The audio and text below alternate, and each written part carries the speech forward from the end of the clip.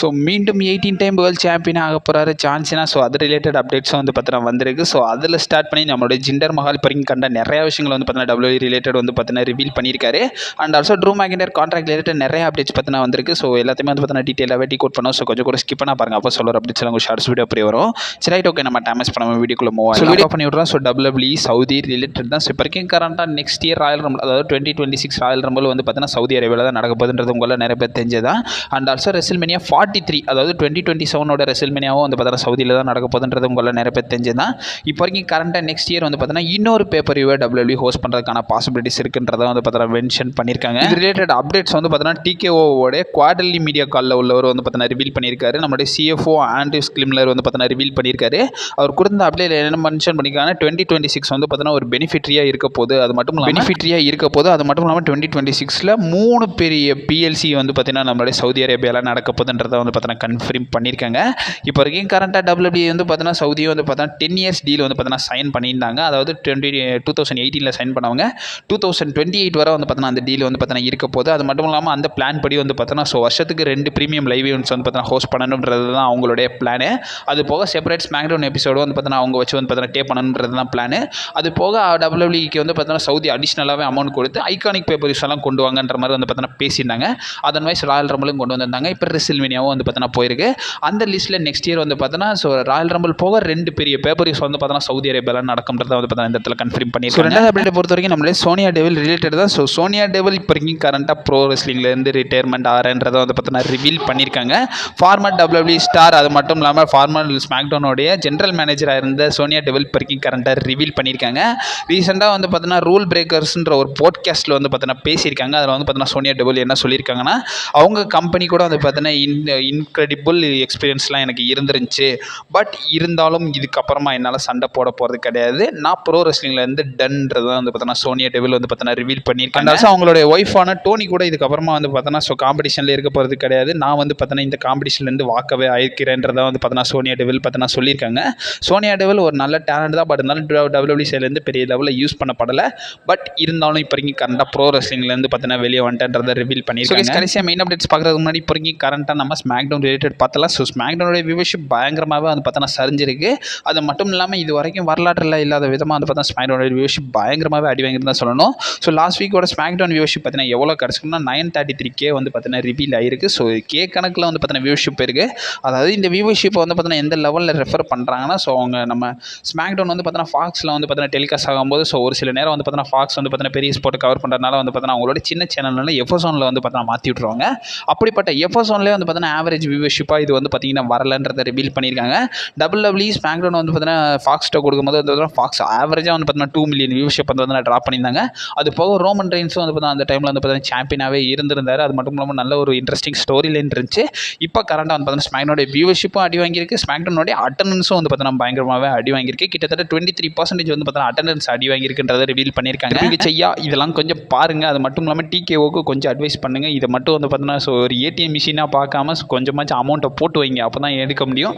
So புரிஞ்சால் அவனுங்க பண்ணட்டுங்க. இதை பற்றி நான் பேச எதுவும் விரும்புகிறேன். ஸோ நாலாவது அப்டேட் பொறுத்த வரைக்கும் இப்போ வரைக்கும் கரண்டாக WWE ஒரு ஸ்டாரை வந்து பார்த்தீங்கன்னா ஃபயர் பண்ணியிருக்காங்க. ஸோ அவர் வேறு யாருமே கிடையாது, நம்மளுடைய ரிச் ஹாலண்டை இப்போ வரைக்கும் கரண்டாக ஃபயர் பண்ணியிருக்காங்க. ஸோ WWE வந்து பார்த்தீங்கன்னா ஸோ கான்ட்ராக்ட் முன்னாடியே வந்து பார்த்தீங்கன்னா இப்போ வரைக்கும் கரண்டாக ஃபயர் பண்ணியிருக்காங்க.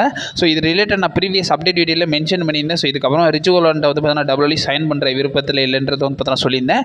பட் இப்போ வரைக்கும் கரண்டாக சீக்கிரட்டாகவே வந்து பார்த்தீங்கன்னா அவரை வந்து பார்த்தீங்கன்னா ஃபயர் பண்ணியிருக்காங்கன்றதை ரெஃபர் பண்ணியிருக்காங்க. இது ரிலேட்டட் அப்டேட்ஸ் பார்த்தீங்கன்னா நமக்கு ஃபைட்ஃபுல் செலக்ட் பார்த்தீங்கன்னா சொல்லியிருக்காங்க.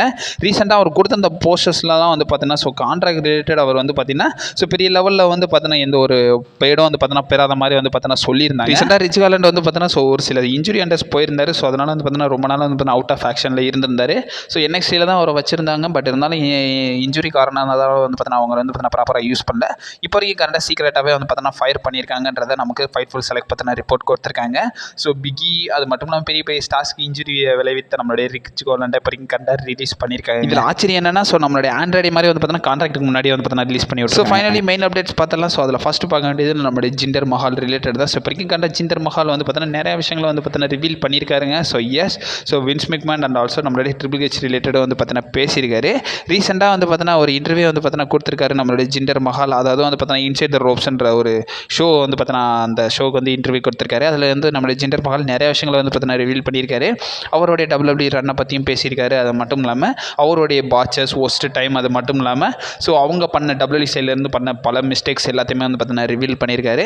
ஃபஸ்ட்டு வந்து பார்த்தீங்கன்னா ஜிண்டர் மஹால் வந்து பார்த்தீங்கன்னா ஸோ நம்மளுடைய வின்ஸ் மெக்மேன் ரிலேட்டட் பேசியிருக்காரு. ஸோ நம்ம 2018 வந்து பார்த்தீங்கன்னா நம்மளுடைய ஜிண்டர் மஹால் நம்மளுடைய ஜெஃப் ஹார்டி கூட ஒரு மேட்ச்சில் வந்து பார்த்தீங்கன்னா இன்வால்வ் ஆயிருப்பார்.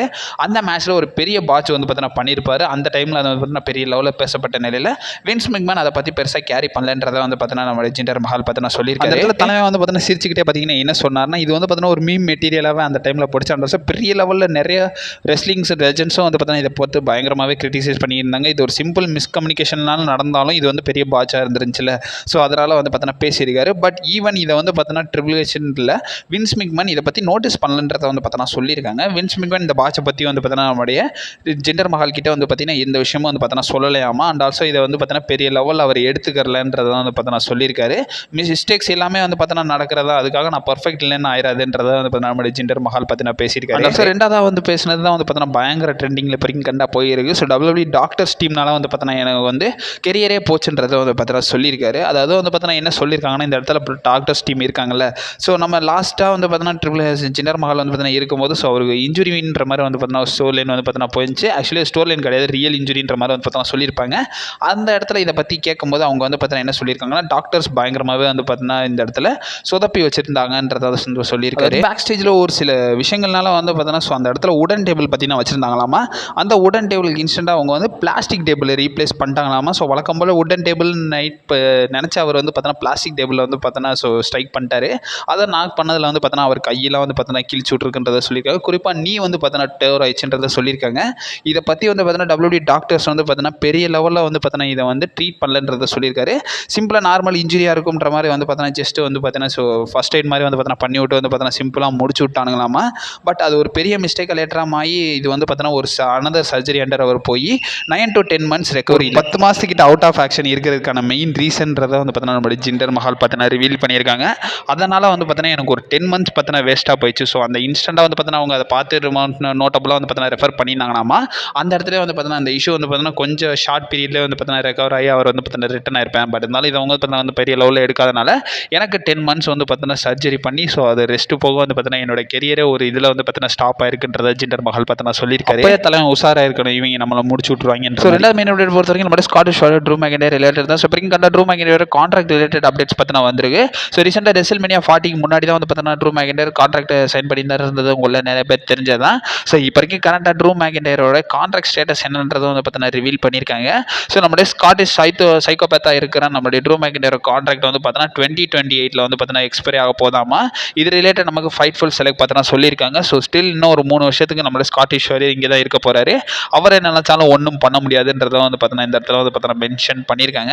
கண்டிப்பாக எனக்கு தெரிஞ்சு ட்ரூ மேக்கின்டையர்லாம் அடுத்த கான்ட்ராக்டோட வேறு கம்பெனி போயிடுவார்னு நினைக்கிறேன். ஏன்னா வச்சு ரொம்ப வேஸ்ட் பண்ணுறானுங்க எனக்கு தெரிஞ்சு.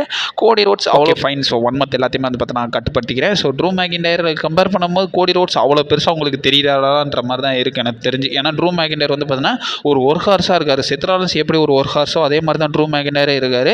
ஈவன் ரோமன் ரெயின்ஸ், கோடி ரோட்ஸ் இந்த மாதிரியான ஸ்டார்ஸ் கூட இதை வந்து பார்த்தீங்கன்னா இவ்வளோ எஸ்டாப்ளிஷ் பண்ணியிருப்பாங்களா, கம்பெனிக்காக பண்ணியிருப்பாங்களான்றது எனக்கு சத்தியமாக தெரியல.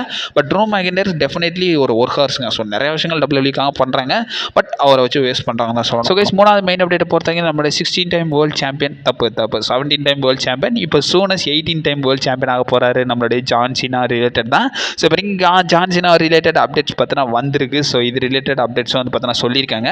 ஸோ அவருடைய ரிட்டையர்மெண்ட் மேட்ச் வந்து பார்த்தீங்கன்னா December 13 அப்போ வந்து பார்த்தீங்கன்னா நடக்க போகுதுன்றது உங்களை நிறைய பேர் தெரிஞ்சது. ஒரு சாட்டர்டே நைட் மெயின் ஈவெண்ட்டில் வந்து பார்த்தீங்கன்னா நடத்த போகிறாங்கன்றது உங்களை நிறைய பேர் தெரிஞ்சது தான்.